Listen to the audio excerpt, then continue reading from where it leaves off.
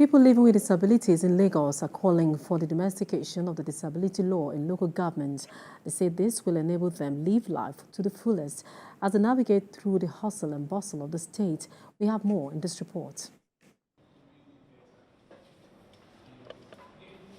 The Lagos State Special People's Bill was signed into law by the then Governor Babatunde Fashola NCN, which ended the agitation by residents with disabilities for legislation that is expected to protect more than 2 million inhabitants in the state with disabilities. The legislation is expected to protect more than 2 million inhabitants in the state with different forms of disabilities against all forms of discrimination and harmful practices. At this gathering, individuals with special needs are not happy, as they say the law isn't domesticated within the local governments as expected.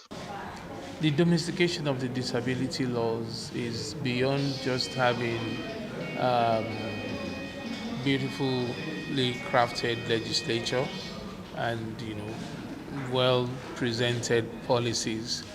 It's also about a systemic synergy to actualize the spirit and goals of that law and the policies. Development should, trickle from the federal, state, and to the local government, simply because in the context of persons with disabilities, a lot of people with disabilities are located within the communities, and a lot of those communities are in these local governments, right? So if we want to make services more accessible to persons with disabilities, then there's a need to cascade. At the state level, we have this Lagos State Special People's Law, right? But at the local government level, there are no legal frameworks that kind of protect or promote the rights of persons with disabilities. Stakeholders here believe that the domestication of the law will ensure people living with disabilities are able to navigate life in Lagos. All of BRT buses in Lagos State have inclusive components for persons on wheelchair, and just last week there was a stakeholder dialogue on with Lamata and on improving the interchanges, and we are talking about multimodal transports, how disability is effectively disability inclusion is effectively mainstreamed in the multimodal transport, blueprint for Lagos State.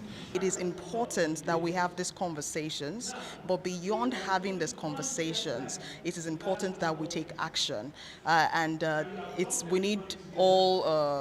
need stakeholders across board, government stakeholders, private organizations, as individuals, to take up the baton and run with it. The community, however, applauded the government for its stand, noting that this has become an encouragement for them.